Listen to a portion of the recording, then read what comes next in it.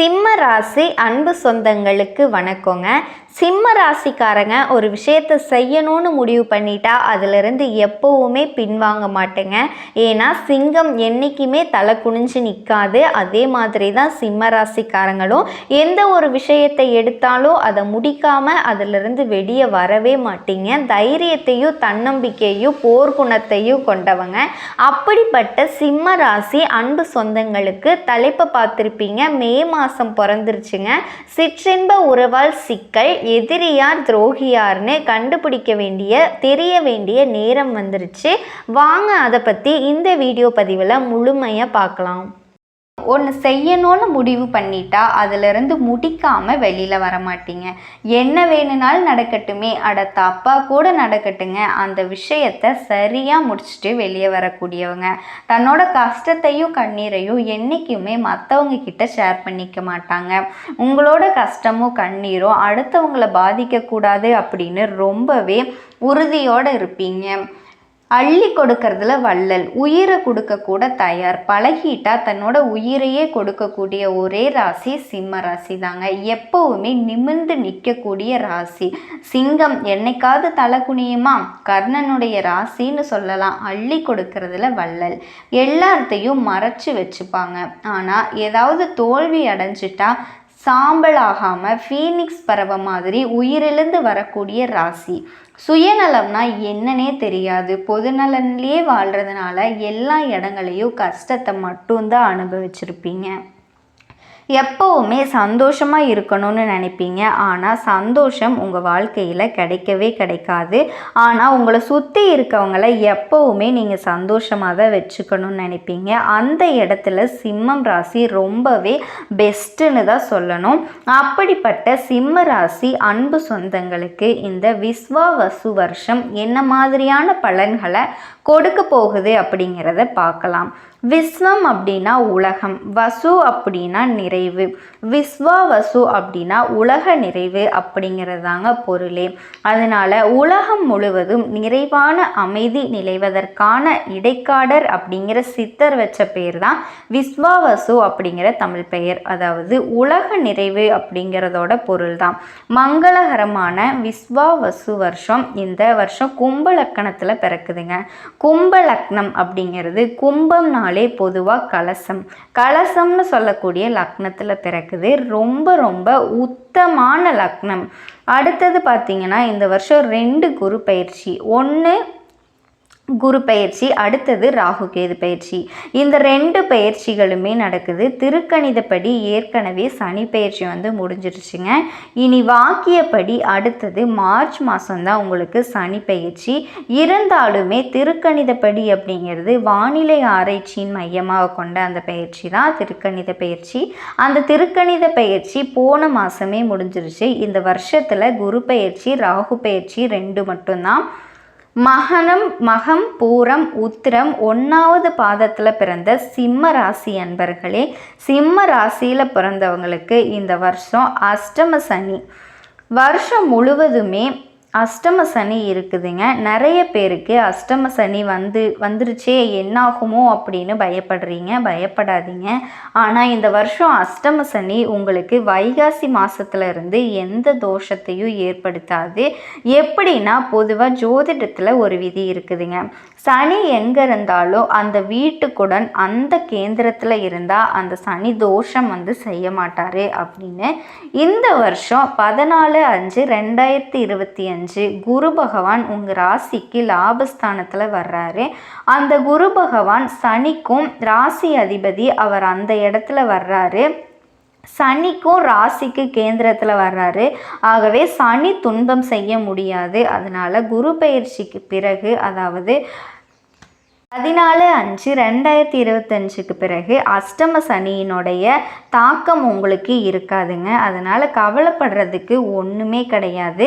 இந்த வருஷம் புதிய தொழில் செய்கிறவங்களுக்கு கொஞ்சம் எச்சரிக்கையாக செய்யணும். எதை செஞ்சாலும் எச்சரிக்கையாக செய்யுங்க. நம்ம ஒன்று செஞ்சால் நன்மை, 1க்கு 2 வரை ஆலோசித்து தான் ஒரு விஷயத்தை செய்யணும்னு முடிவு பண்ணிட்டா 1க்கு 2 தடவை யோசித்து தான் செய்யணும். எச்சரிக்கையாக தொழில் செய்யுங்க. முதலீடு ஒரு விஷயத்தில் முதலீடு செஞ்சோம் அப்படின்னா அது நல்ல லாபத்தை பெற முடியும் அப்படின்னு உங்களுக்கு தெரிஞ்சதுன்னா அதை செய்யுங்க.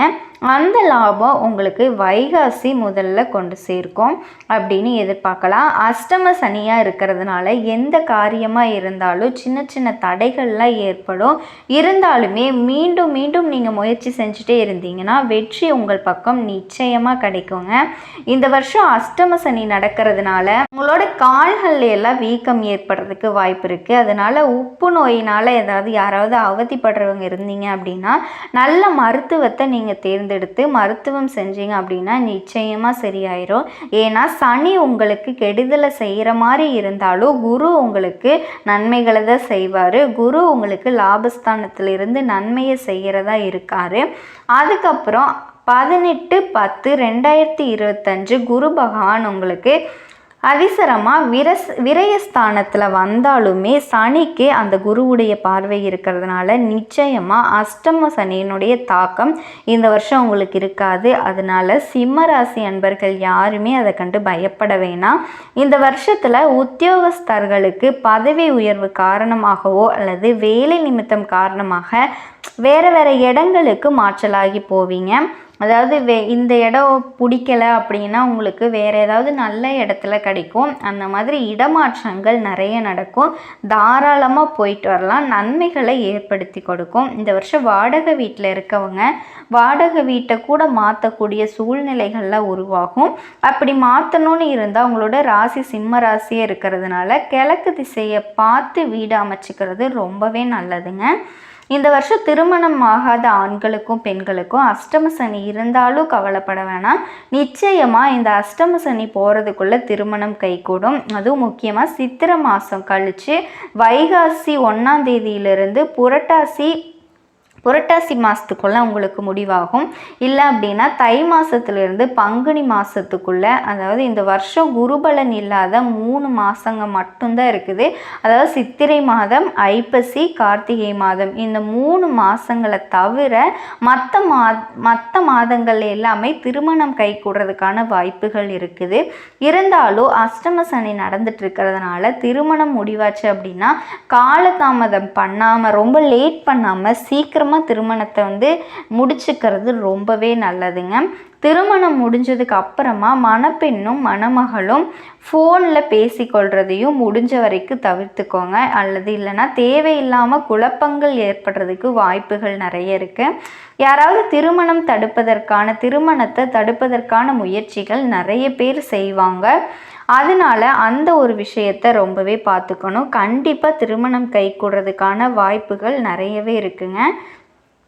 இந்த மாதிரி விஷயத்தில் தெரிஞ்சுக்கோங்க. அஷ்டம சனி நடந்திருக்கிறதுனால திருமணம் முடிவானாலுமே உடனடியாக திருமணத்தை நடத்தி முடிக்கிறது ரொம்பவே நல்லது, ரொம்பவும் சிறப்பானது. இந்த வருஷம் வீடு மனை ஏதாவது வாங்கணும் அப்படின்னு நினச்சிட்டு இருந்தீங்கன்னா கொஞ்சம் எச்சரிக்கையாக எந்த ஒரு விஷயத்தையும் செய்யுங்க. அதாவது வழக்குகள் இல்லாத இடமா சரி பார்த்து அதுக்கப்புறமா வாங்கிறது ரொம்பவே நல்லது.